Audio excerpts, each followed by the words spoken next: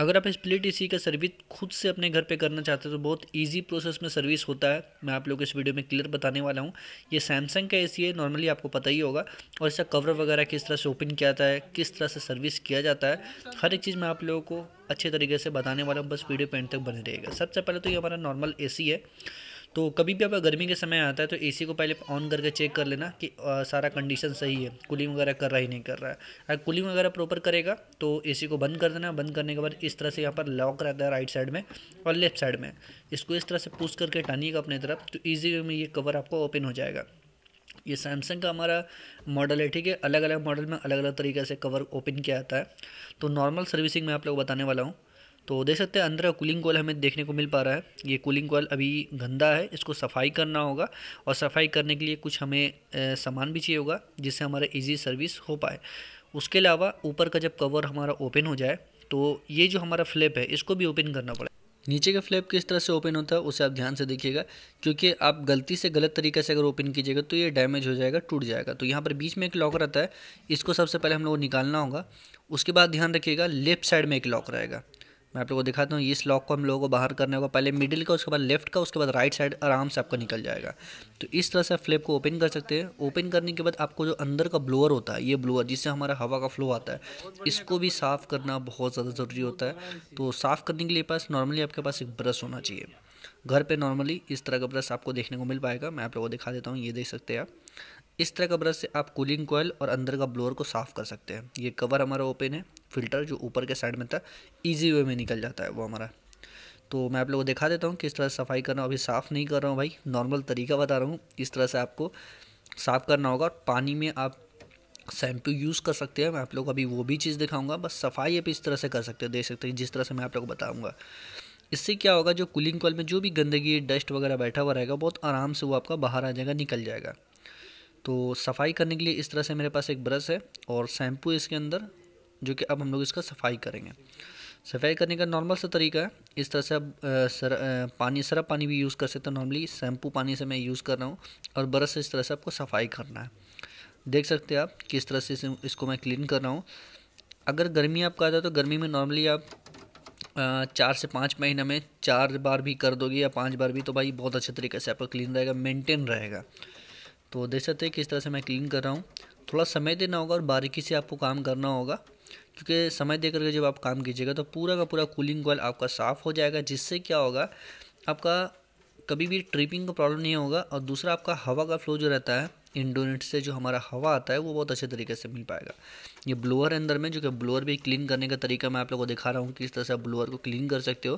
क्योंकि basically blower के अंदर भी बहुत ज़्यादा डस्ट बैठ जाता है, बहुत ज़्यादा गंदगी भर जाता है, तो उसको भी साफ़ करना बहुत ज़रूरी है। अगर किसी कंडीशन में ब्लोअर पूरा का पूरा ब्लॉक हो गया, ब्रश से भी साफ़ नहीं हो रहा है, तो आपको जेट पम्प का सर्विस चाहिए होगा। जेट पम्प जब सर्विस आप करोगे तो पूरा का पूरा ब्लोअर आपका क्लीन हो जाएगा 100%। क्योंकि जेट पम्प का सर्विसिंग से बेसिकली हमारे होता ही है कि अच्छे तरीके से वो क्लीन हो पाएगा। बाकी नॉर्मल तरीका मैं आप लोगों को यहाँ पर बता रहा हूँ कि आपका ज़रा सा गंदा रहा, हल्का फुल्का नया एसी है, तो इस तरह से नॉर्मल में आप क्लीन कर सकते हो ब्लोअर वगैरह को। जब ब्लोअर वगैरह क्लीन हो जाए तो आप बॉडी वगैरह को भी साफ़ सफाई कर दे आप। मैं आप लोगों को दिखा रहा हूँ किस तरह से। सबसे पहले तो मैंने शैम्पू पानी से इस तरह से ब्रशेस को लगाया हूँ बॉडी में, ताकि गंदगी वगैरह जो भी रहे वो निकल पाए। उसके बाद मैं कपड़ा से इस तरह से साफ़ कर दे रहा हूँ, क्योंकि जो भी गंदगी बनेगा वो सारा का सारा हमारा निकल कर कपड़ा में आ जाएगा। उसके बाद क्या कीजिए, आप ऊपर नीचे सभी तरीके से आपको पूरा का पूरा इस तरह से आपको क्लीन करना होगा साफ़ करके, जिस तरह मैं यहाँ पर आपको दिखा पा रहा हूँ ऊपर साइड का भी। क्योंकि बेसिकली ऊपर साइड में भी गंदगी बहुत ज़्यादा रहता है, हम लोगों को आइडिया नहीं होता, क्योंकि आइडिया हम लोगों को सिर्फ सामने की तरफ रहता है और ऊपर के साइड में भी गंदगी बहुत ज़्यादा होता है। जब ऊपर का साइड साफ़ हो जाए तो अंदर का जो ब्लोअर रहता है उसके नीचे भी आप लोगों को थोड़ा सा यहाँ पर क्लीनिंग करना होगा ब्रश से, और उसके बाद इस तरह से कपड़ा से आप पोंछ दो। अंदर का साइड भी आप नोटिस कीजिएगा, पूरा का पूरा सफाई आपका हो जाएगा और बहुत सुंदर दिखेगा, बहुत ही क्लीन आपको दिखेगा। तो नॉर्मल इस तरह से आप कूलिंग कॉइल को भी साफ़ कर सकते हैं और आपका अंदर का जो ब्लोअर रहता है वो भी आप साफ़ कर सकते हो। उसके बाद जो हमारा कवर है, कवर में बस नॉर्मली आपको सरफ पानी से पहले आपको इसमें लगा देना होगा। शैम्पू भी यूज़ कर सकते हैं जिस तरह से मैंने आप लोग बताया। तो इस तरह से आपको इसे रगड़ना है और हाथों से भी आप साफ़ कर सकते हो, जिससे आपको साफ़ करना में ईजी हो। इस तरह से जब सफाई आप करोगे उसके बाद नॉर्मली आपको सिर्फ पानी का काम पड़ेगा। जिस तरह से मैं आप लोगों को सफाई दिखा रहा हूँ। इस तरह से आप साफ़ कर लीजिएगा। उसके बाद बेसिकली आपको पानी का ज़रूरत पड़ेगा। नॉर्मली 1-2 बाल्टी में तो भाई आराम से साफ़ हो जाएगा, जिस तरह से मैं आप लोगों को दिखा पा रहा हूँ।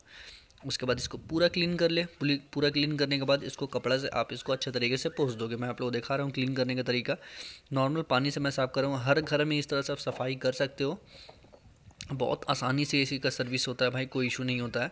लेकिन किसी कंडीशन है, अगर आपको एसी का कवर वगैरह ओपन करने में इशू आता है, कोई दिक्कत होता है, तो आप टेक्नीशियन से ही काम करवाइए, ताकि आपका कोई भी सामान वगैरह डैमेज ना हो। ऐसे नॉर्मल चीज़ मैं आप लोग बता रहा हूँ, नॉर्मल तरीका देख सकते हैं। पूरा हमारा ये कवर बहुत अच्छे तरीके से साफ़ हो चुका है, और इसके साथ जो फ़िल्टर वगैरह था वो भी पूरा क्लीन हो चुका है। अब इसको हम लोग को पोंछेंगे अच्छे तरीके से, क्योंकि पोंछना ज़रूरी है, पानी रहता है इसके पास। तो भाई ये पूरा पोंछ पाछ करके हम लोग का अच्छा तरीके से साफ़ हो चुका है, क्लीन हो चुका है। अब जो दूसरा हमारा काम है, वो हमें इसका फिटिंग करना पड़ेगा। अब फिटिंग करने का भी तरीका टेक्निक बहुत इजी होता है। ये देख सकते हैं हमारे पास ये इंडोर यूनिट है, और ये हमारा उसका कवर है। कवर लगाना बिल्कुल ईजी है। इस तरह से आप कवर के पास जाए और बराबर से इसको बैठाएं, दोनों साइड को। जब बराबर से बैठा ले और ऊपर नीचे आप देख लो कि अच्छे तरीके से वो बैठा हुआ है ऊपर और नीचे। उसके बाद हल्का सा पुश करके दबाना है आपको। इस तरह से आप दबाइएगा तो लेफ्ट साइड आपका आराम से बैठ जाएगा। देख सकते हैं बैठ चुका है। राइट साइड भी सेम काम करना होगा आपको। इस तरह से बराबर बैठाना और दबाना है, वो बहुत अच्छे तरीके से आपका बैठ जाएगा। मिडिल में भी इस तरह से आप बैठा दो हल्का सा पुश करके, तो पूरा ये ऊपर का कवर तो हमारा बैठ चुका है, कोई इशू नहीं है। दूसरा चीज़ जो हमारा बचता है, ये ऊपर का फ़िल्टर बचता है। फ़िल्टर का नॉर्मल तरीका रहता है, उल्टा ना बैठाए आप, क्योंकि ऊपर के साइड आप देखिएगा एक लॉक रहता है जो आगे के साइड से था। मैं आप लोग को अभी लॉक तरीका भी बता देता हूँ। देख सकते हैं नीचे का जो लॉक है वो सबसे पहले बैठ रहा है। ध्यान से आप देखिए, नीचे का लॉक जब बैठ जाए उसके बाद ऊपर से आपको दबाना है, इस तरह पुश करना है। बहुत ईजी वे में बैठ जाता है भाई, कोई इशू नहीं होता है। ये फ़िल्टर निकालना और लगाना, आप ये 15 दिन में भी फ़िल्टर को क्लीन कर सकते हो, अगर आपके एसी ज़्यादा रन करता है तो। उसके अलावा हमारा था फ्लिप। फ्लिप बेसिकली क्या होता है कि फ्लिप को बहुत अच्छे तरीके से लगाना पड़ता है। अगर फ्लिप प्रॉपर तरीके से आप नहीं लगाओगे तो फ्लिप डैमेज भी हो सकता है, टूट भी सकता है, या फिर मूव करने में इशू होगा। तो सबसे पहले राइट साइड का मैंने लगाया है लॉक को, उसके बाद लेफ़्ट साइड वाले लॉक को मैं लगाऊंगा। देख सकते हैं आप, राइट और लेफ़्ट पहले ये लॉक लग गया। बीच वाला बच गया हमारा मिडिल का। मिडिल वाला लॉक को भी नॉर्मली आपको पुश करके बहुत आसानी से आराम से इसको लगाना है। देख सकते हैं आप, इस तरह से पुश करके मैं लगा दिया हूँ।